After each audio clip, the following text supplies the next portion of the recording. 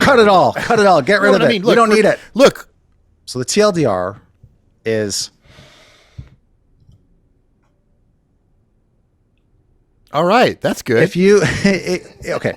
Good morning, good afternoon, good evening, and welcome to IORadio with your hosts, Adam and Sal. Hi, everyone. So today I've got a special guest on the show that's actually been here before. His name is Sal Bennett. And the reason why we've got you on the show is because you've written an interesting article that I definitely want to talk about. And we're going to bring it up and address it. So welcome to the show. Welcome to your show, Sal. Thank you. Thank you for having me. It's very kind of you. Yeah, so this came about. Sal has kind of been working on something that he's wanted to write up for a while, and we've talked about it. And lots of hemming and hawing, lots of back and forth. Yeah, and once we get into the story, you'll understand why we had reservations about bringing it up even. But I kind of feel it's an important issue to raise, and I have my own arguments, and Sal has his arguments. So we're going to just lay them all out here and let everybody decide, is this newsworthy or what? How's that? Yeah. Or are we just beating an already known dead horse? Uh-huh. So Sal has an article that he has published called The Problem with Protos. Do you want to give us an introduction to what this is and what we're going to talk about? Sure. So I follow the critical community, the crypto critical community. It's something I'm interested in. And a while back, I saw that the academic publisher De Gruyter was hosting like a informal panel. Professor Micah Warren had just written a book, Bitcoin, a Game Theoretic Analysis, and I noticed that Bennett Tomlin was going to be on, so I was super excited to go and watch this panel. But I watched the panel and, in this discussion that's supposed to be about game theory and Bitcoin, nobody even said the words negative sum game like once. So I thought it was strange. And I asked some questions and Bennett's answers seemed a little odd to me. It just didn't make sense if you had a critical perspective that you would be responding to them in this way. And that sort of led me down a rabbit hole where I started looking at Protos, his employer, and the people who own it and run it and the connections that they have. Was it a live stream? Because you submitted questions to them that ended up being in this video, right? Yeah, I was watching it live and I submitted some questions that I was fortunate enough that, Bennett was able to answer. Okay, so should we start just showing this initial segment here? For those who don't know, Bennett Tomlin is half of a group called the Crypto Critics. They have a podcast called the Crypto Critics Podcast, and they're fairly popular. And one of the more well-known, quote, critics in the crypto industry. So they've been around since before us, for sure. I think they're quite influential as well. They've done a lot of good reporting. They've exposed crypto scams. They've, dug up corporate documents. They were sort of these amateur crypto sleuths. They've been able to become investigative journalists. This is Sal submitting a question for this live stream where they're talking about Bitcoin and game theory. Given the halving schedule, doubling the cost of production every 4 years, and mining difficulty, scaling production costs along with participation, doesn't Bitcoin game theory amount to get in early so you can profit, as per Nakamoto in February of 2009? And then there's the quote from Nakamoto there. So, which I can read, I guess. Okay. As the number of users grows, the value per coin increases. It has the potential for a positive feedback loop. As users increase, the value goes up, which could attract more users to take advantage of the increasing value. Any comments on that? I mean, is that? Yeah, I mean, in a sense, the halving schedule halves the cost, like halves the energy spend denominated in Bitcoin every 4 years. It's not doubling it because like the amount of new Bitcoin being issued are going down by half. And like in most theories of Bitcoin, I think there is like a belief that there is some amount of network effect where the more users who are able to use Bitcoin, the better for Bitcoin. And so that results in potentially more value for Bitcoin. And there is the dynamic where you used to get 50 Bitcoins per block and now you get 6.25. I think it's 6.25. per block. And so like, yeah, you get a lot less if you're mining Bitcoin now and you're investing a lot more energy to get it. But each Bitcoin was also worth way less back then, right? And there was a lot more open. It was a lot easier for Bitcoin to fail at certain points in the past too. And so like, yeah, there's a lot of early accumulators of Bitcoin who have disproportionately large sums of it. Got it.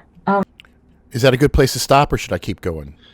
I think that's fine. I mean, we can talk about that answer. I mean, first of all, I just want to make it clear to the audience. Sorry, Adam, go ahead. Ask what you're gonna say. I just want to say, it seems like they botched your question. It was like broken into pieces, and it didn't seem to be clear enough. And I don't know what the hell he answered. Yeah, I think that my question, and this is what I thought at the time, was maybe just a poorly posed question. It was hard to answer. So I didn't think it was unusual that maybe the answer wasn't as, it didn't bring up the topic that I wanted to bring up, which was, isn't this a zero-sum game? Look at what Nakamoto said. This thing is designed to essentially be a zero-sum game. So why are we viewing it as a legitimate financial instrument?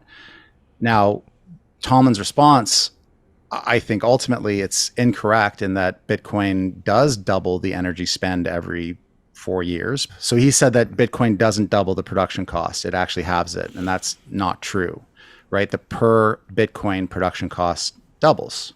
So what Tomlin said was incorrect. It doesn't matter. It's a small mistake. But then he sort of talks about how, I don't know, it seems almost as though he's suggesting that because you invested in Bitcoin early, like you deserve to potentially. Well, he acknowledges returns. He acknowledges early adopters have large sums of Bitcoin. Well, he acknowledges that they took additional risk, and the implication there is, hey, they took more risk, they deserve more profit.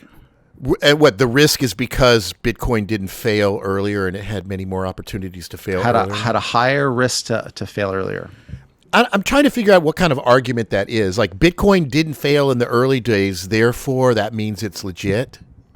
Right. Like it's not addressing the central point of the question, but I think you're correct. The question was posed poorly. And so this next question, I tried to be more direct about price manipulation. Is a question, and it says, isn't the price of Bitcoin already manipulated with information warfare? Last I checked, the price of tokens in crypto is heavily manipulated. Bennett, you're kind of like smirking. Yeah, there. He's smirking. There is an actual liquid market in Bitcoin, right? It is possible to buy and sell pretty large quantities of Bitcoin today if you wanted. Really? And so there's real money being Tether? transacted right now for Bitcoin Tether, buying yeah. and selling. There's someone on the other side of those trades doing the other thing. How do you know? Okay. Yeah, I mean, the key thing to me is like you can like price in markets is subject to lots of inputs, right? Which people have inside information. They try to trade on that in all sorts of markets. That you try to mitigate that as much as possible. Is why you have like regulated markets. You try to. All right, I got to interject here. This is the clip that I saw that I went, what? So I thought that might set you off. So yeah, so you pose this question of all these markets are heavily manipulated, and Bennett's answer is, hey, there's people out there buying and selling Bitcoin. So what? So the market's not manipulated because there's, Ferris's hairdresser's friend's cousin's uncle got on Coinbase and sold a large quantity of Bitcoin. That proves that there's no manipulation in the market. That is the lamest answer ever. I don't get that. Well, I get it from a crypto bro. Yeah, I mean, again, the first question I thought was poorly posed. The second question I thought, well, that's really strange. To ensure there isn't someone with disadvantaged position trading and exploiting that information against other people in the market. But that's like a general failure mode for almost any market. Is asymmetric information, market makers exploiting. So now they're comparing this to every other market. Like there's manipulation, there's stuff in every other. So these are the standard crypto bro arguments, right? Like we talk about how much liquidity is in the crypto market, we really don't know. And the standard crypto bro answer is people are buying and selling Bitcoin every day. Of course, there's liquidity. That's like the stupidest argument ever. That's like Charles Pansy and Bernie Madoff saying, hey, I got clients every day that call me that want their money back. I give it to them. Why are you saying I don't have enough money? It just, that's the stupid argument. You're not addressing the central point of the question. But it's also the common crypto bro response, which indicates they don't even understand what manipulation or liquidity really means in the big context, or they're pretending they don't, or whatever. Yeah. Like the order book, et cetera, front running, all that sort of stuff. The part of information warfare that's like we were talking about is attacking the social consensus, like for the purposes of actually degrading the usefulness of the blockchain itself, and not just, that hasn't happened yet. So so you notice that implies that there's inherent usefulness, right? There's no question here. There's no discussion of, well, is Bitcoin actually useful, and in what circumstances, and is that use greater than all of the harm that it causes? So again, there's a lack of meaningful interrogation. Right, and also that blockchain hasn't been hacked yet, therefore it's good, therefore it's legitimate, because it hasn't been hacked. Actually, it has been hacked. They just will, pull a no true Scotsman and say in the early days when there was some problems, that was different, The economic game theory is interesting, but what is it like? What is the purpose? To say that it can't be hacked because it has this system of what are essentially economic incentives. It's not secure technologically necessarily. It's secure economically. It's an economic defense. That's what proof of work gives Bitcoin. But again, if you just focus on that and ignore everything else, well, I would say, is that a good faith debate? Is that a good faith questioning of what we're talking about? So it seems to me, and I didn't listen to this whole thing, but the premise here is they're going to compare Bitcoin from a game theory perspective, but you feel like they're not even looking at it from a game theory perspective. They're all just getting together and defending Bitcoin, right? Including Bennett. Well, Micah Warren, I don't think so. I think we have two people here. So just to be clear about the panelists, we have two people here, Stephen Elliott and the other moderator. They're just moderators. So they don't necessarily know anything about crypto, anything about Bitcoin at all. You have Matthew Pines, who is, I believe, a bit more of a, we might call him a crypto bro or Bitcoin maxi. He is, I believe, involved in the cryptocurrency industry. Mm-hmm. And then Mateus here, he is on the academic side. He's an academic. And I'm not sure exactly what his opinions are. I didn't do much research into him. But I suspect that he views it as legitimate. He's like, yes, there are scams, but also there are these good things. So that would, I think, probably a fair representation of his opinion. But of course, I can't say that for sure. And Michael Warren himself, the professor, his book is ultimately about, he's looking at specific ways in which Bitcoin could be attacked. So he is talking about it from a game theoretic analysis. Now, in his book, if he talks about negative sum games, I don't know. I have not read the book. But within the context of this discussion, there was nobody brought that up. And I thought that was really odd, right? Mm-hmm. Bennett should understand that this is a zero-sum game. I thought, or at least I was under that impression. Yeah. Michael Warren, he's a professor. He's written a book on game theory and Bitcoin. I would have thought he would have brought up that actually Bitcoin is really a negative sum game because you have all these costs that are imposed by the miners. Yeah. So I just thought that was weird. Yeah. I just thought that didn't make sense. So this is what really motivated you to look a little bit deeper into it was here's a bunch of people supposedly talking about game theory, but they're ignoring the big elephant in the room, which is that just to exist, Bitcoin consumes so many resources just to exist that that makes it negative. And then on top of that, you add the fact it doesn't do anything that we really need right now. That's why they keep saying it's still early. It should be obvious. Why aren't these people acknowledging that? Yeah, well, actually, just to be clear, I'm a bit embarrassed to say, I watched this and actually I wasn't like, oh, I should look at this further. I just thought, oh, that's weird. And I put it aside and I didn't think about it. And it wasn't until later that I thought, wait a second, I remember this live stream that Bennett was a part of. Okay, based on your reply about price manipulation, do you disagree with the statement that centralized exchanges are manipulating the price of Bitcoin to liquidate short, long positions of their own customers, or that industry players collude with Tether to manipulate the price?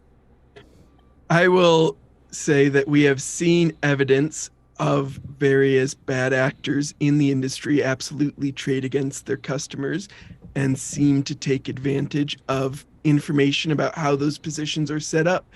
Now, that doesn't mean, like, there is manipulation across many of these cryptocurrency markets. That doesn't mean like the value of Bitcoin in the market is entirely and solely due to manipulation.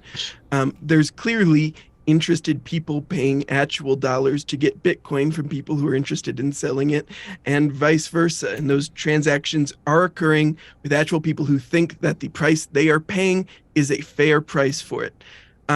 Okay, so I want to interject here because this is a straw man argument on Bennett's part, where he suggests because you accuse there being a lot of manipulation in the market, he says, well, there may be manipulation, but this still doesn't mean that the price isn't legit, which is two completely separate arguments. And then because somebody out there is paying market value for crypto, that somehow negates the potential that there is market manipulation. That just seems really, that's the kind of argument that I would get from a crypto bro who just doesn't really have a whole understanding of how liquidity and manipulation works in the market. Yeah, it seemed like an odd choice, an odd perspective for a crypto critic to me. As for the question about like industry players colluding, the paper that's most commonly referenced to support this is Griffin and Shams' Is Bitcoin Untethered paper. And I have never been convinced by this paper. It relies primarily on some strange flows related to end of month. And in the paper, they failed to discuss some of the other things that tend to happen at end of month that can cause this kind of thing, like CME's Bitcoin futures or other things that have specific dates that tend to align with that, and instead only point towards Tether's attestations. The other thing with the Griffin and Shams analysis is if you take out the two highest values, the relationship basically entirely disappears. Right. All right, so we've got these two data points that are really kind of defining the relationship that they use throughout the paper. So on that point, my general stance is we have nowhere near the information we would need to support a contention that the industry players are actively colluding with Tether to try to inflate the value of cryptocurrency. All right. He suggests there's just only one study out there, and he's just talking about Tether, where we absolutely know there's multiple studies out there, peer-reviewed studies that show that there's rampant wash trading across all of the platforms. We also have the CFTC and the SEC that have previously fined many of these companies, Tether, Coinbase. Coinbase was fined for market manipulation. So it seems like he's kind of being disingenuous here and suggesting, oh, here's one study, and he's picked apart some minutia associated with the study, and I think he's making everybody's eyes glaze over some of the methodology when there's so many other studies out there too. It just seems to me a little bit weird. Yeah, I mean, that's a fair point. It's not something I really picked up on. I think what I was thinking was, well, if Tether isn't backed and those 90 plus billion Tethers that are out there, if there's no corresponding dollars, doesn't that just naturally mean that the price is getting manipulated because people are selling the Bitcoin, they're getting Tethers and they're reinvesting that into other crypto? But there's no underlying liquidity. When they go to redeem those Tethers, they're not going to be able to.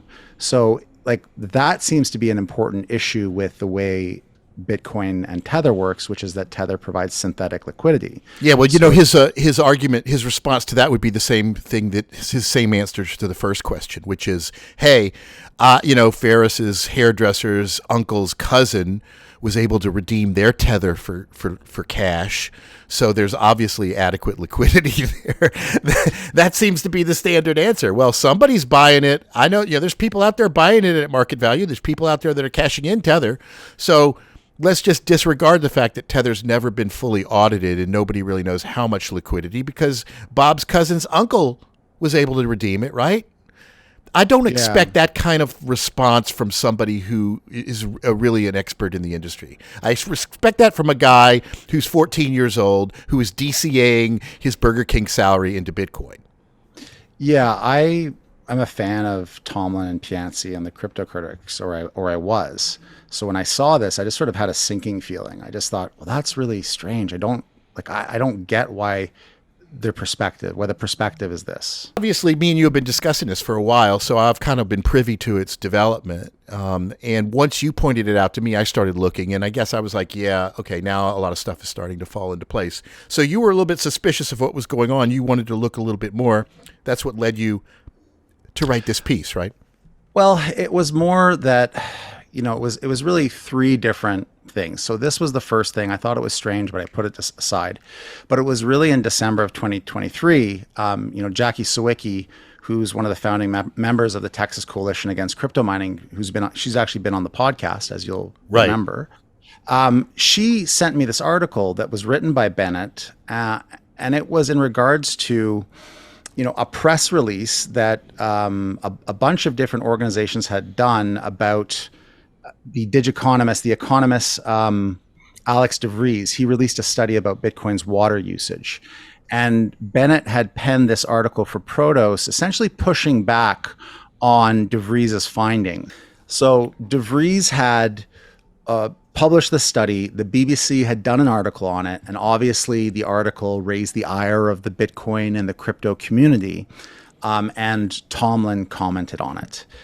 So in the article, again, we have this view where, at one point in the article, Tomlin pushes back, saying, well, tell us about the original article, what it said, and then tell us give us some context.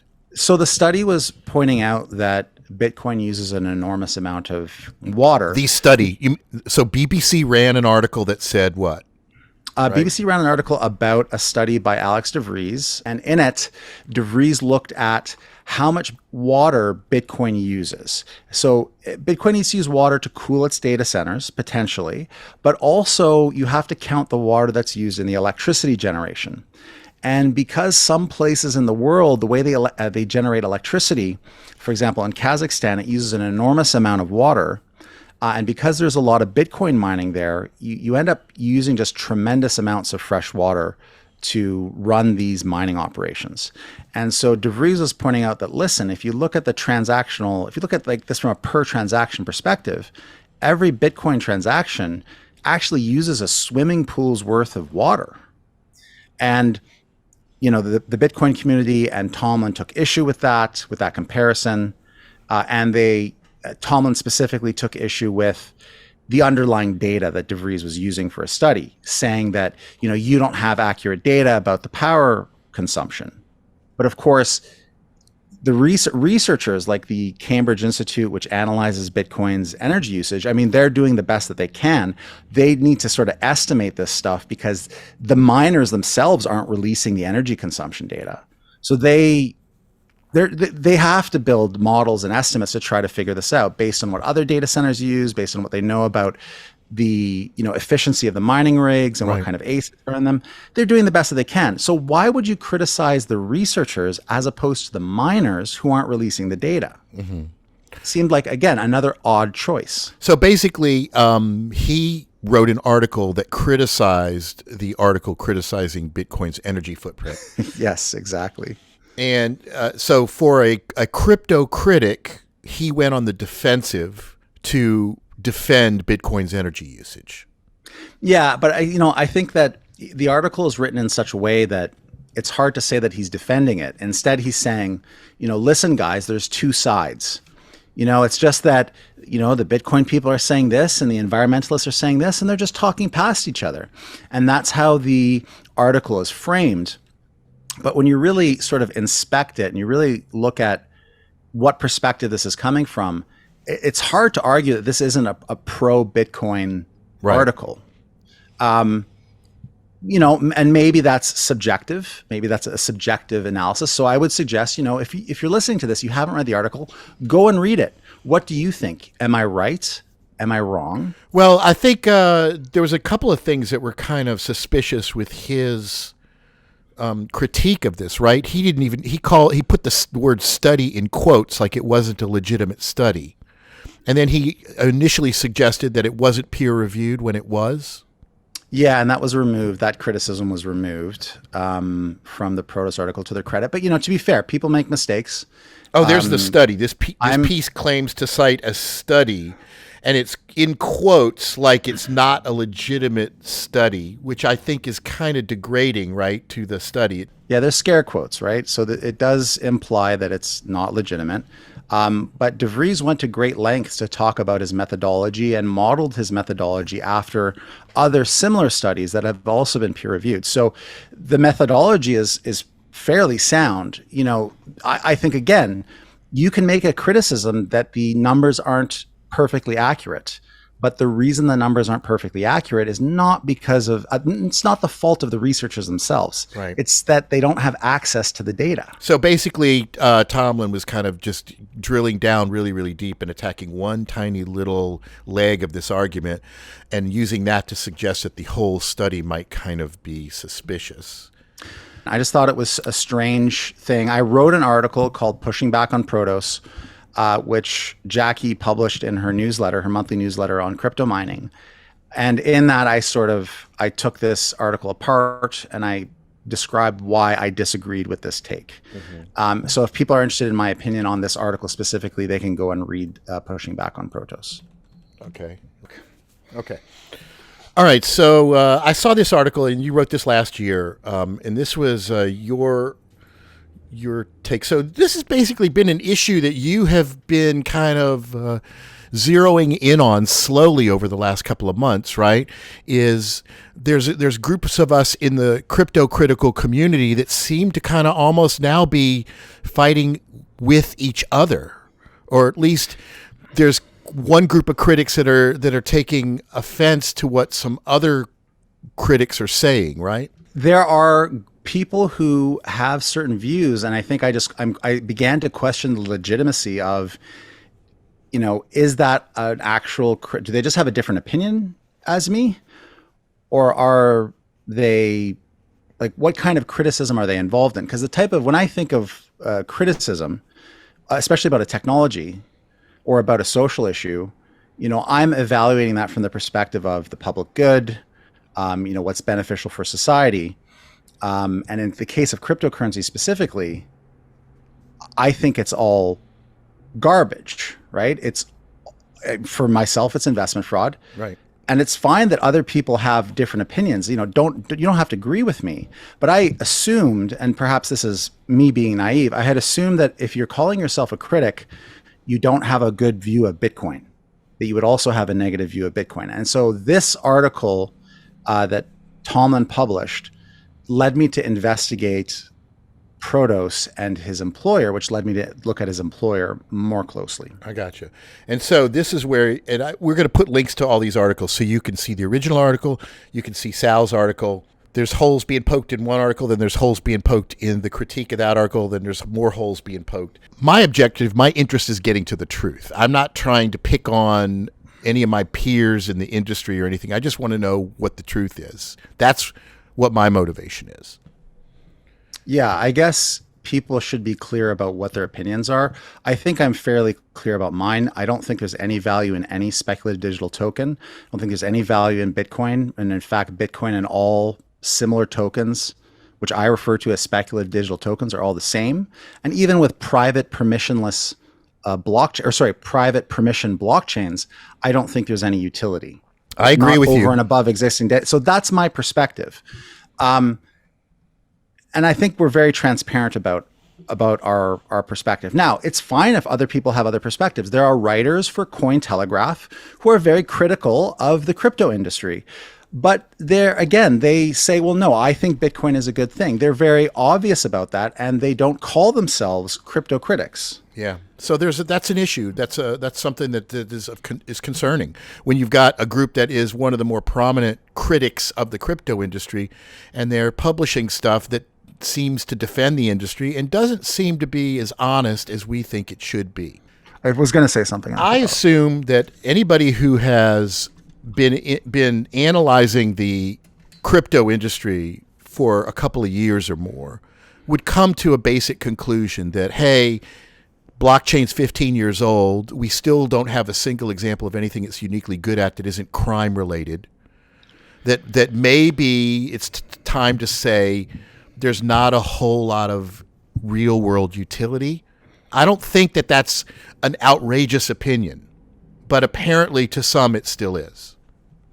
This is what prompted me to start looking more closely. So this is when I went and looked at Protos more closely because I thought it was extremely suspect. Okay, so let's get into Protos. So Protos is the employer of the crypto critics. Correct. And they were founded in 2020 by a guy named Peter Rujev. Rujev is sort of this background character that he doesn't really come up very much anymore. He used to be quite prominent. He used to own a different company before we had a podcast, and he would be talking about crypto almost daily.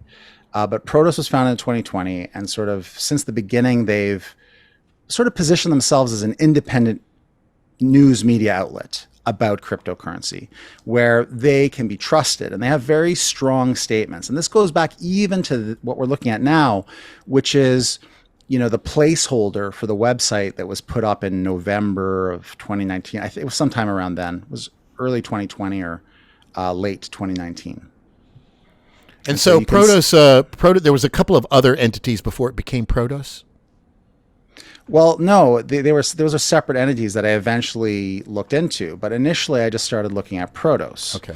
And Protos is like competition for CoinDesk or something like that? Yeah, or like the Block or those kinds of things. So it's basically a media company that centers around cryptocurrency? Yeah, and I think it publicly launched in January of 2021. And they have stuff like one of the statements is, Protos does not accept compensation nor sponsorships for any content. Protos does not accept guest contributions. Protos does not syndicate nor reblog content. So Protos has this masthead section. It's basically just like an about. And you read this and you're kind of like, oh, wow, these guys are really interested in, providing good journalism, having integrity. They say Protos takes pride in its principles of trust and integrity regarding all reporting. So they're like really strong statements about being almost like neutral or independent and not being subject to beneficial financial influences. I see there's an address, 10 Regent Street, London. Did you look that up? Yeah, so I tried to do some research into the company, and like I just couldn't find anything. I looked in, Europe, I looked in the UK, I looked in, Abu Dhabi, I looked in Dubai, and I couldn't find any registered company name. That address is company name by the name of Protos, you mean? Yeah, like you'll bring up Protos, and it's obviously has nothing to do with Protos Media Inc. Protos is a pretty common name. But the Protos Media Inc. is an actual company name. It says incorporated, right? Yeah, it says incorporated. So it should be incorporated somewhere, right? Now, I'm not claiming that my research skills are perfect. It's entirely possible that I have missed where this was registered, or maybe I just, missed something during my search. But by all means, go and see if you can find any kind of corporate documents relating to Protos. We look at the address, we search for the address. That doesn't look to be associated with a company name. 10 Regent Street is, a building in London where there's an international office rental company called Regis that's there. So it's likely that address is actually a virtual office for Protos. And that makes sense. They say that they're a remote first global newsroom. They don't have an office where, people actually need to go. So it makes sense they would have a virtual office. But what that means is we can't use that address to find out information about the company. That's not the registered corporate address potentially. Okay. So you start looking at the company name and you can't find any record of the company name. So there's no documents, there's no financials as far as I can tell. There's no list of corporate directors or people who might have been involved in the founding. I gotcha. But what you do know is that there is one founder named Peter Rujev, right? Yeah, and it looks like the crypto critics started working for Protos in August of 2022, based on Bennett Tomlin's LinkedIn and Cass and Bennett's Twitter. That's when they started working there. So you did a little bit of deep diving on who this Rujev guy is. What did you learn? Yeah, so I mean, he's an interesting character because he started working. I mean, he's from Bulgaria. And in 2008, he came to the UK to study. He went to the University of Worcester, and he graduated in 2012. And now eventually he started working for a company called AI Global Media. Now, AI Global Media is, I mean, you might say doesn't have the best reputation. They're essentially a vanity awards marketing company. So companies will contract them to make awards or trade publications. Essentially, they specialize in producing marketing materials that don't actually look like marketing materials. And Rujev worked for them for, I think, about 5 years or so. Yeah, so if you look at his LinkedIn bio, it says he started working there in 2013. He worked there for about 5 years, and he was an executive. But when you look at it more closely, when you start looking for his name, and by all means, Google Peter Rujev, you see that his name is all over press releases for different companies, different awards. So essentially, it looks like he may have been working as an account executive, where he would work with companies to, execute on these marketing campaigns, which are these sort of award ceremonies. Yeah, so AI Global just doesn't have a good reputation. They've gotten in trouble about misleading ads. There are lots of people that consider this whole sort of industry of vanity awards and trade publications to be a scam, not only of consumers, but also of the businesses, potentially. But what you have is a guy who has experience in corporate marketing. I mean, some people might call it corporate propaganda, but essentially he's really good at marketing companies and making it seem like it's not marketing. That's his specialty. In 2017, he goes and he starts this crypto company. He doesn't really have any experience. It doesn't look like he had any significant interest in crypto or Bitcoin before 2017. But he goes and he starts this company, calls it CoinPM, coinpm.news, and it's a crypto news company. So he leaves his job, he starts a company. But again, we look for information on coinpm.news, and there's no information. There's no founding documents. There's no registering. There's no information. So how did he start it? Was it with his own money? Did he have an investor? We can't find that out. Gotcha. But what's interesting is what CoinPM does. So they're very much like a crypto shill website, where they are, again, branding themselves as independent, branding themselves as trustworthy, but they're really promoting a lot of pro-crypto narratives. So CoinPM News, they made a podcast, and you're trying to get an idea of who this guy is. Like, who is Rujev, this guy that who founded Protos? Who's now paying the crypto critics. Yeah, who's now the employer of the crypto critics. And you can't find any podcasts that they produce. They produced 533 podcasts. That have all been disappeared from the net. Yeah, there's nothing on the website. You go to the website now, and there's this static page saying that coinpm.news has been sold, but they don't say who it's been sold to, and they don't say for how much. So Rujev has sold coinpm.news. He was the founder. He was the owner. He sells this website to who we don't know for how much we don't know. But we want to get an idea of who he is, but we can't find him talking about anything. So it just so happens, though, that he appeared on another program, which is called Mobile Presence. And there is a record of the Mobile Presence podcast. And if you listen to Rujev, I think it's good if we were to let the audience listen to him speak in his own words. Okay. So we can maybe get an idea of who he is. But I think it's also important to look beyond your industry into the wider big picture and all of the excitement and all of the activity around cryptocurrencies. We do have to understand it. It does intersect with mobile and marketing, particularly if you're a games marketer, games app owner. You're using this for virtual currency. There's loads to catch up on, and the timing couldn't be better because, as I understand it, we're past the hype and we're into the real deal. So to lead us through this new territory, help us navigate, my guest today, Peter Rujev. He is producer of CoinPM. Peter, it's really great to have you on the show today because, as I said, timing couldn't be better to have you here. Thanks for joining me. Thank you for having me, Peggy. Thank you very much for this opportunity. I'm very excited to be here as well. So you come highly recommended to me, I must say, through a circle network of friends whom I highly respect. And they're telling me that you are basically, Mr. Crypto. So that might be your new name. But how did you become this? I mean, what do? You do this amazing podcast. We'll talk about it later as well. But, if you do something really well, it means you're very passionate about it. What makes you passionate about crypto? Absolutely. To be honest, it's not something that I thought I would be so excited about, and I think it's always the case when you don't know what all the details and little bits about it. But I was working some years ago, 2016, for a corporate finance publication. I was quite involved with hedge funds, alternative investments. So Bitcoin, came on my radar.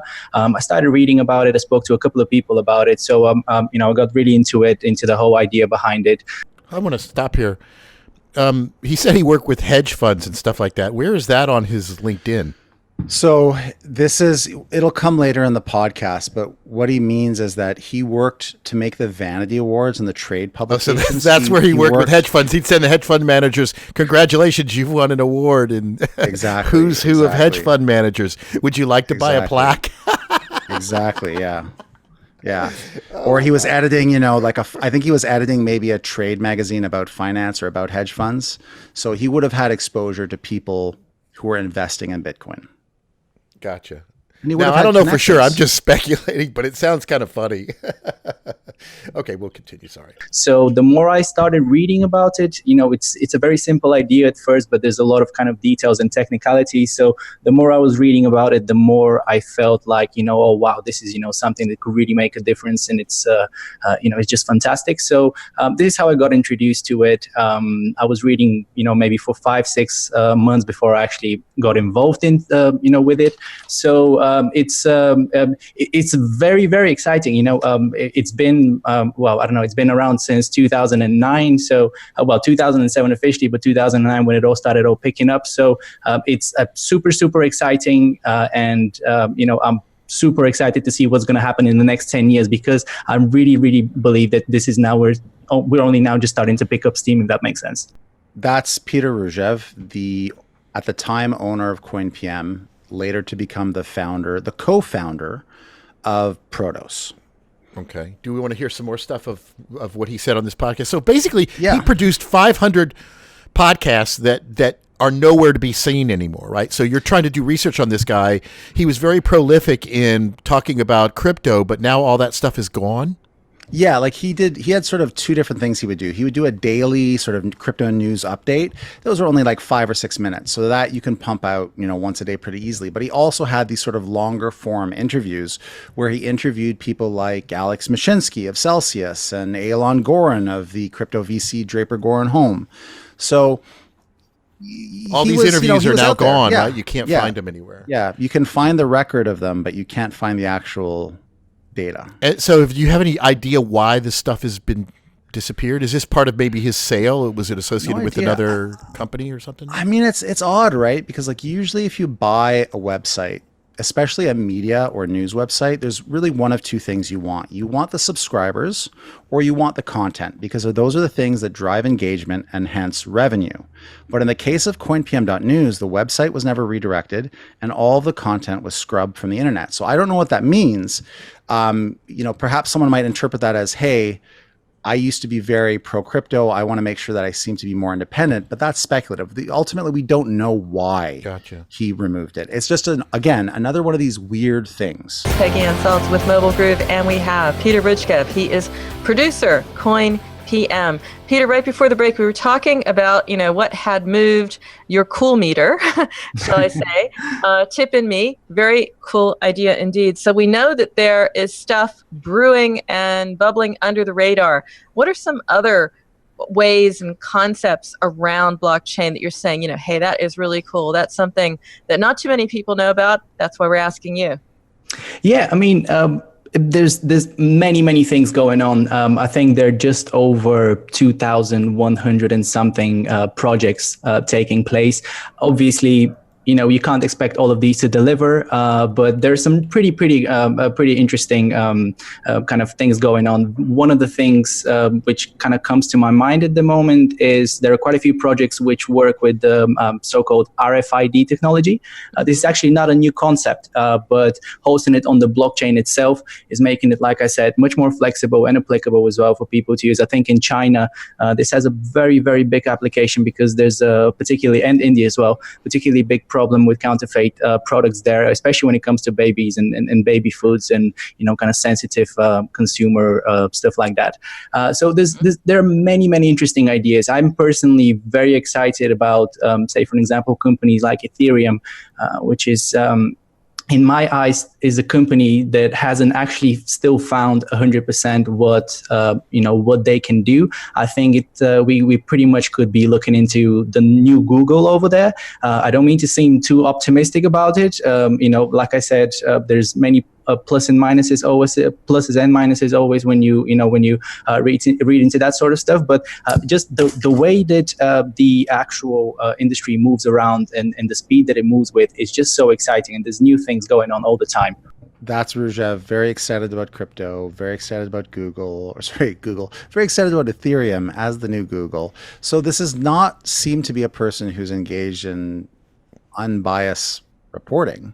Rather, this seems to be someone that is a Bitcoin maxi or he's a hype pro man. Crypto. That's fine, and that's fine. That is okay if that's what you are and that's what you represent yourself as. If you work for Ethereum, I can listen to you and I can, take your opinion with a grain of salt. Or you work for Cointelegraph, that's owned by some crypto investment firm.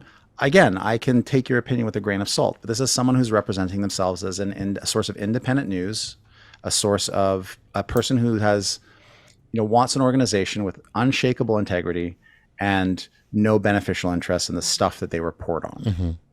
You can see that the industry is definitely developing because there are a lot of people that are looking for information and eventually, end up finding it. But the easier you make it for these people to find this information, the more customers you get, and effectively your business grows as well. So Ružev talks about what crypto news sites are really important. Like this is where he's actually promoting his own business, right? They get you more customers. And what do crypto coins need to make an exit? They need more customers. They need advertising. And that's what Ružev offers. Yeah, one of the things I brought up on Twitter a while back was it just kind of dawned on me, people accuse crypto of not really having any kind of GDP, right? It doesn't create anything. Bitcoin, you hold Bitcoin, you're not creating value. What is the industry that surrounds crypto? And it occurred to me that it's marketing, it's propaganda, it's hype. That is the dynamic that drives crypto. If you're Apple, the dynamic that drives your business is creating phones and software, right? If you're Bitcoin, the dynamic that drives your business is marketing. So it makes perfect sense that if you're in the business of hyping and dealing with crypto, the one industry that has the most correlation to it is news, right? And pushing stuff out there and keeping it fresh in people's heads that, hey, Bitcoin's still here. Yeah, I mean, Apple definitely does advertising, but ultimately that advertising is in service of an actual thing that's made. Crypto does the advertising, and what? There's nothing else there. Except for people who are going to be buying the coins. They're going to be buying your bags. Yeah, so the means of production in crypto is basically marketing. That's it. Yeah.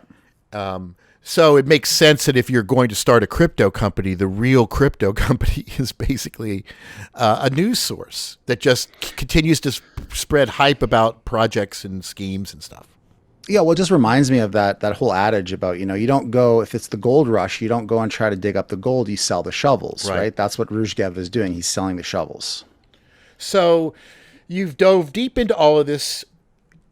What is your end conclusion? What's the TLDR of your article?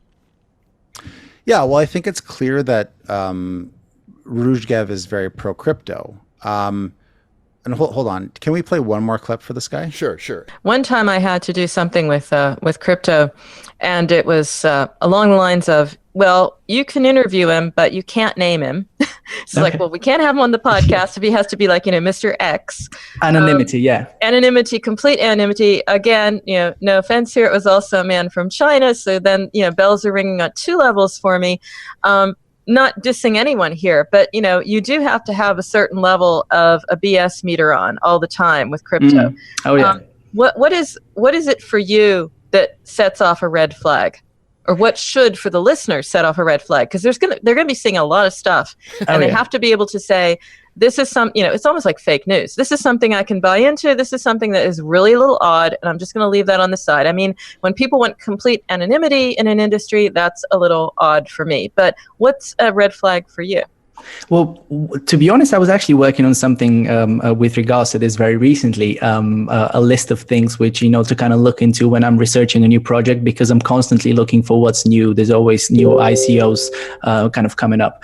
So basically, long story short, what I would look into is, one, the roadmap in the team itself as well, especially when you're investing in a project and you're looking for that. Now, I was laughing yesterday with a friend of mine that most of my internet friends are basically, people that I don't know their real names of. They have an image of, I don't know, a broccoli on. So you kind of have to trust these people. So you got to trust the broccoli. Something that occurred to me was, she said, when you don't know who somebody is, that's a big red flag. And you just pointed out that there's supposedly a co-founder of Protos that nobody knows who he is.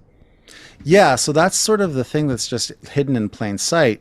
You start doing this research, you look at Peter Ruzhgev, and you go, wait a second, he's the co-founder. Who's the other founder? And I couldn't find anything on this person. I couldn't find anything on the website. I couldn't find anything online. So I started asking around. I asked some crypto critics, asked some journalists, and it turns out the person's a mystery. Nobody knows who the other co-founder is of Protos. I gotcha. And I guess in this clip, Peter just acknowledged that a lot of his friends are anonymous and they're just avatars with broccoli on them. Broccoli-based integrity, my friend. All right. Okay. So yeah, the crypto so industry is colorful, if anything.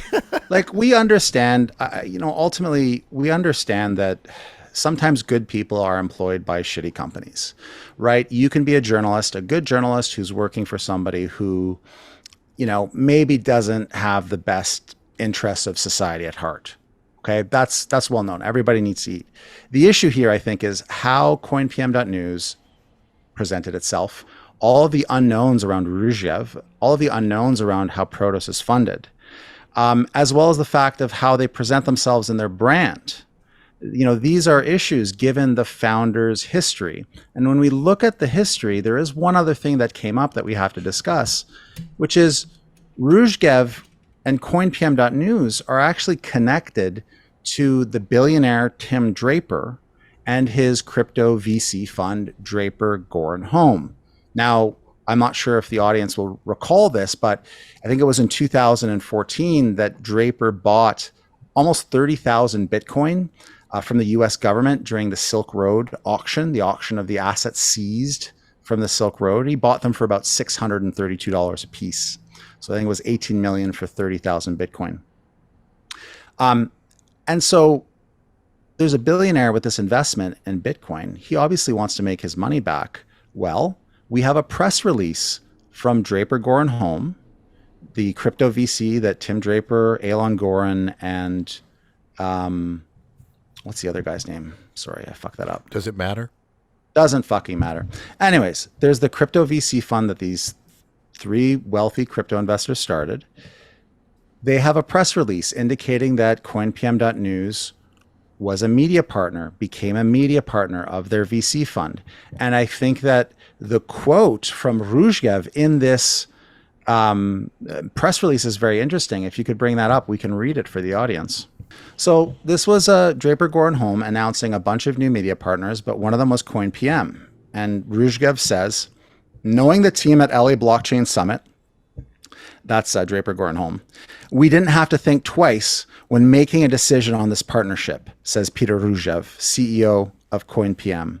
We look forward to working with them to produce and publish valuable, informative, and exclusive content that will help people to keep up to date with and increase their knowledge of the latest industry trends. So you have a group of very wealthy people, in fact, a billionaire who's running a VC fund, who's now has a business, appears to look as though they have a business relationship with this crypto news site. Which now doesn't exist anymore. Which now doesn't exist. So I think it's about 3 months after this, CoinPM.news was sold to somebody who we don't know. And then 3 months after that, Protos was founded. And in fact, if you go and look at the coinpm.news website, they talk about starting a new project. So it looks like when they sold coinpm.news, Ruzhgev already had Protos in mind. He already had that company in mind to create it. So why he shut down one supposedly independent crypto news org to start a second one under a different name, who knows? Branding. And there's definitely a relationship between them and this VC firm that's neck deep into crypto. Yeah, and so we can. You're kind of speculating that this could be the other founder of Protos? No, absolutely not. I wouldn't say that. We don't know. There's lots of rumors about who the other founder of Protos is, and none of them are worth repeating. They're all complete speculation. Gotcha. So it's not even that these guys are the founders, but who knows what could have happened. What we can say for sure, and what there's evidence of, is that Peter Ruzhgev had business relationships with Draper Goren Home while he was the founder and owner of a crypto news firm that claimed to be independent. Are you telling me, hold on, are you telling me that there's a crypto media outlet that might have been tight with a crypto company? Yeah, it's unbelievable, right? Nobody ever suspected it. But I think that the issue isn't that this relationship exists. I think the issue is in how the companies present themselves, how Protos presents itself, despite the owner having these relationships. Wait a minute. You mean there's people in the crypto industry that aren't being completely honest about their conflicts of interest? Well, the question is there a conflict of interest? I wouldn't necessarily say that there is. We perhaps can say there's a financial connection between Bitcoin, people who want to promote Bitcoin, and Ruzhgev. And Ruzhgev, in fact, also acknowledges on the Protos website that he holds more than $1,000 worth of Bitcoin. The extent of his investments, we don't know. We just know that it's more than $1,000. However, we have Cass and Bennett, who are the crypto critics, who make loud statements about financial disclosure, the fact that they don't own any beneficial interest in crypto, they don't hold any crypto investments, they don't hold any equities that have crypto investments. But the question has to be, if they're being paid, if their full-time salaries are being paid by Ruzhgev, is that in the interest, are they really acting in the spirit of financial disclosure? Gotcha. Well, that's for people to decide themselves, right? Because you don't want to necessarily tell anybody how they should think. I think Cass and Bennett need to respond, but I think there's a few questions here. And really, I think what is a good example of what we're talking about is, Bennett recently released another article about Bitcoin spot ETPs. Right, yeah. He was hyping and promoting them, right? And wanting them to be approved. I wouldn't say that he was hyping and promoting them, but certainly I read that. Where is that? Let me find that. Again, he's presenting this argument as, hey, we don't have any choice. What we have to approve it because, there's these inconsistencies in the arguments of the SEC. But I think, again, that ignores the larger picture. Should we have Bitcoin-based investments? And so when you have someone who's defended the price of Bitcoin, who's pushed back on Bitcoin's energy usage, and who is arguing in favor of Bitcoin-based investment products, when that is combined with Protos, the ownership and the ownership's connections to pro-Bitcoin individuals, it raises the specter of conflicts of interest. I wouldn't say that there is one because there's no evidence of that, but I suspect that there's a question here of, calling yourself a crypto critic. If you're pro Bitcoin, is that a misrepresentation? And saying that you have no beneficial interest in crypto when your boss is paying you a salary, perhaps derived from cryptocurrency, is that no beneficial interest? Can lobbyists for Coinbase say that they have no beneficial interest in cryptocurrency because they get paid in fiat too? So these are the questions that get raised. And I don't think it's any one thing individually. I think it's the combination of everything together. Again, it's not surprising that crypto media companies behave this way. It's not surprising that they would represent themselves as independent. But I think this is something that hasn't been discussed in the critical community. And there's a big question here, which is there aren't that many crypto critics. There aren't that many people who have any kind of ability to get their message into the media, but Bennett and Cass have reach.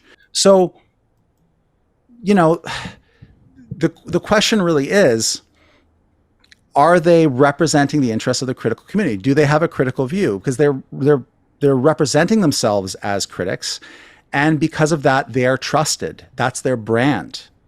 And is that deserving? I think there are questions. I don't think we have any answers. Okay, so right here, January 5th, 2024, there's some little prayer hands, and it says, please just approve a spot Bitcoin ETF. That's that. And who wrote that? That's Bennett Tomlin. Bennett Tomlin wrote, please just approve a spot Bitcoin ETF. And then we go to it, and this is a newsletter that went out. It says, I have a bit of a reputation as a cryptocurrency critic, which means sometimes people want to know what I think about Bitcoin ETFs. Well, I think the SEC is wasting everybody's time, and I think we should have a spot Bitcoin ETF. All right, so there you go, people. That is the crypto critic endorsing a Bitcoin ETF. Yeah, I mean, I think it's interesting to compare it to what Tim Draper said. There's a quote in my long form article where, Draper's in an interview, and it's an interview that's posted on NASDAQ.com. Draper says, so to Draper, approval seems to be a matter of time. I am surprised it has taken so long. I'm not sure why the SEC approved futures and not spot trading. It seems capricious, Draper said. So Tim Draper, the Bitcoin billionaire, has the same opinion on Bitcoin exchange traded products as Bennett Tomlin. And Tomlin's argument about why these should be approved really boils down to, hey, the SEC's reasons for rejections of previous spot ETFs are inconsistent. Well, okay, that's a technicality, but how do you get to they should approve this? Because the point of the SEC is to protect investors. So why wouldn't we evaluate this issue from that perspective, as opposed to, Gensler had some arguments that didn't make sense for his rejections? I guess the question is, if you are a self-labeled crypto critic and you're promoting views that align very closely with Bitcoin maxis, are you engaging in good faith criticism? Are you engaging with the spirit of criticism? And if your boss has financial connections to the Bitcoin industry, can you say that you don't have a beneficial interest in crypto? I don't know. That's not up for me to decide. Right. If you could say you don't hold any Bitcoin, but if your boss does and he's the one paying you, is that any different? So me and you, we talked about this. One of the things we talked about is whether anybody cares, there's a conflict of interest, or whether so-called crypto critics are actually really hype men for Bitcoin and are just very selective about who they criticize. And does that matter? Does anybody care? Is it a surprise? That's a good question. I don't know. You asked me, is it newsworthy? I think it's newsworthy. Do I think anybody's going to care? I don't know. But I will say this. When I came out with my documentary on blockchain, and I was a big fan of the Crypto Critics podcast. I listened to it. I liked their interviews. I thought they were really pretty good. And they were one of the people that inspired me to get into expressing my opinion and doing a podcast and creating content. I liked that there were other people out there calling attention to how fraudulent the entire industry is. And my initial impression of these guys was that they didn't, there was no special favors. They weren't holding any punches. They were really talking about, they were using a lot of specific examples, but I thought they came to the same conclusion that I did, which is there doesn't seem to be anything other than fraud in this industry, right? So I been in the trenches debating crypto bros and social media and all this. I'm a software engineer. I produced this documentary. I spent years doing this. It's the culmination of thousands of arguments. I put it together and I thought, okay, I need to get some attention for this. So the first place I go is to the crypto critics because they're interviewing people. I've said, this has got to be newsworthy. And I approach them and say, hey, have you seen my documentary? I would love to go on the show and talk about it. I'm pretty sure I could be entertaining and interesting, and crickets. They wouldn't reply to me. Didn't get anything from them. I went into their Discord. I tried talking about it there. No acknowledgement. Now, if I said, hey, there's a fake Bennett Tomlin that just friend requested me, is that you? He would reply back to me and go, so no, that's not me. So he was getting my tweets. He just ghosted me. And I thought, what's up with this? Why wouldn't you guys want me on the show? Nobody said my stuff was bad. So this happened quite a while back, and I kind of got ticked about it. And it was one of the beefs, one of the reasons why I started my podcast. And I had this mantra that anybody that has anything good and interesting to say, I'm going to give them airtime on it. I don't care whether they've got less subscribers than me or they're less influential. If it's something important, I want to call attention to it. That was my idea. And I kind of realized, well, maybe not everybody in this industry, that's the way they operate. And so this comes to me as no surprise when you brought up all of this stuff, because I hadn't started putting two and two together that, hey, maybe these guys are not as critical of crypto as we think. But now that, I started looking and reading what you wrote, I'm like, oh, well, this makes a lot of sense why they ghosted me about my documentary. Because my documentary doesn't just shit on Sam Bankman-Fried or Gerald Cotton or, already smoking dumpster fires, right? I go after the jugular of the entire crypto industry, which is that blockchain is useless. And the fact that they don't want to touch that with a 10-foot pole now makes a lot more sense. Yeah, I mean, in shopping around this article, I showed it to a few people who are also critics and, in this sort of space. And the response I got back was surprising, which is, I was told, well, everybody already knows this. This isn't anything new. And I was surprised because, I didn't realize any of this. Yeah, me neither. Not early on. So, hey. Yeah. And there was also the question, I was also told that you shouldn't talk about this. You shouldn't release it because it's not in the best interest. If you actually want to push back on crypto, this isn't in the best interest of that. And I think that's wrong. And I just want to say why. If your goal is to get rid of the crypto industry, to make it so that Bitcoin and these speculative digital tokens aren't a thing. Well, that's obviously not their goal. So we can't put that on them. No. My point is the audience. If that's your goal, if you're listening to this and that's something you'd like to see, you have to ask yourself, how are we ever going to arrive to the right conclusions or be able to recommend the right policies if there are people inside of the critical community who are advancing views that are pro-Bitcoin?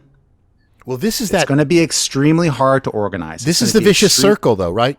You see, this is where we have a problem where people supposedly on our own side are working against us, right? Because Correct. Me and you, we have come to the conclusion that the more you look into the cryptocurrency industry, period, across the border, every single entity involved in crypto, the more you look at them, the more you begin to realize there is fraud everywhere. I can't point to a single crypto-related company that I feel is being completely honest with the public or their customers about their business model, about their solvency, about their liquidity. None, right? And I think the fact that a lot of people haven't come to that conclusion yet, and the reason is because there's a lot of so-called crypto critics that just fixate on one particular guy and say, look how bad this guy was, and suggest that that's the exception and not the rule. Now, what me and you know is it is the rule. It's not the exception. I think it's our Dunning-Kruger, where we simply assume everybody else knows what we know. Like everybody else knows. Well, you realize that's not what Dunning-Kruger is. No, it is actually. There's two versions. Don't start with me. Yeah. There's two versions of Dunning-Kruger. There's one extreme where you're so uninformed that you're convinced you're superior, and the other flip side of Dunning-Kruger is you know so much you assume everybody else knows what you know. That's also a type of Dunning-Kruger. Yeah. And so when I say our Dunning-Kruger is we're so informed about the crypto industry and so convinced and can prove it with evidence that there's not a whole lot of non-fraudulent activity there. We just assume it's obvious to everybody else. And unfortunately, it's not. And that's what we have to keep checking ourselves, right? We have to realize that not everybody, you're very fond of saying the entire crypto industry is investment fraud. And I agree with you. But when you say something such a wide sweeping generalization, typically when you say that about any industry, people automatically dismiss it as somebody who doesn't really know enough and they're just making broad conclusions. We're not there yet. People are not educated enough to the point where they realize it. That's what we're trying to do. But that is not what other, quote, critics in the industry are doing. They do not want you to think, they don't want you to come to that conclusion. They want you to just go, oh, Sam Bankman-Fried was a slime ball, CZ was a slime ball, Safe Moon. These are all isolated instances, Quadriga, Tether. They're all isolated. There's no common thing, but there is a common thing. Well, yeah, I think you raise a good point. I mean, you and I, we disagree about actually a lot. Where we're aligned is our views on the crypto industry and Bitcoin. Now, we have disagreements about how that should be communicated to the public. But, by and large, I think I agree with you that there's a lot of distraction. There's a lot of focus on what's going on in Sam Bankman-Fried's trial and not a lot of discussion about, hey, how can we organize to push back on this industry? Now, meanwhile, the crypto industry is extremely organized. They're going to townships, to municipalities. They're trying to get right to mine Bitcoin laws passed. But the key point of what we're talking about is now they've got critics on their payroll. Well, this isn't dissimilar to other industries, right? And I talk about this in the article. This is what happens with the fossil fuel industry. You have the fossil fuel industry, you have Exxon, for example, that supports fringe beliefs, just people who are so far outside of the scientific consensus that it makes no sense to even support them. But they give them a platform, they give them funding, and then they say, oh, look, there are these two different opinions. Right. Oh, the truth must lay somewhere in the middle. And who's giving those centrist middle ground opinions? They're coming from ExxonMobil themselves. So they come in with the milder criticism. Mm-hmm. And so that's what we see. We see people that spread disinformation by creating this false dichotomy and delegitimizing actual criticism that's describing an objective reality. Yep. And that's what we have in the crypto industry. So you have CNN and Bloomberg and all these people with these companies with media partnerships with crypto VC firms who pretend as though Bitcoin is a legitimate financial instrument, right, which it is not. And this is what separates. I don't want to play a no true Scotsman and say you're not a crypto critic unless you agree with me. I won't say that. I'm sure Bennett and Cass are absolutely, they can call themselves critics. And I do think they are critics, but I consider they're more like critics, like movie critics, right? A movie critic is somebody who is critical of individual movies, but in a general sense, they're dependent upon the entire movie industry and they're big fans of it. I would almost put the crypto critics, as far as Bennett and Cass, they're in that category. They are fans of the industry. They're dependent on the industry for their pay, but they're not going to say the entire movie industry is crap. And I think that's the difference between me and you. We recognize that the emperor has no clothes, whereas they're talking about some of the emperor's henchmen are naked, but they never quite say that the emperor is naked. And I think that's an important distinction to make. That's kind of all I want to say. Yeah, I mean, I don't even know if I'd really comment. All I would say to the audience is, Adam Back and Michael Saylor are extremely critical of non-Bitcoin cryptocurrencies. So should we be calling those guys crypto critics also? Mm-hmm. Well, I think you have to decide. Yep. What does that mean? What does that word mean? Yeah, just remember, it's coming from all sides now. This is not a black and white issue. It's not like you have people that are critical of crypto and then you have crypto people. You have critical crypto people criticizing crypto, pretending that they hate crypto. This is the real crypto. This is not the real crypto. That's part of the whole operation, right? The OPSEC is to confuse people. Well, let's make this real simple, okay? Whose side are you on? Anyway, what I will say is I will just leave people with what the beginning of my documentary says. It says, think critically and often. Oh, and I would leave the audience with what Jean-Luc Picard said. Villains who twirl their mustaches are easy to spot. Those who clothe themselves in good deeds are well camouflaged. Vigilance, that is the price we have to continually pay. Yeah. All right. Well, let's make it so. And with that, folks, we are going to set course for Starbase 471, Warp 8.3, and we will see you guys next time. Thanks for listening.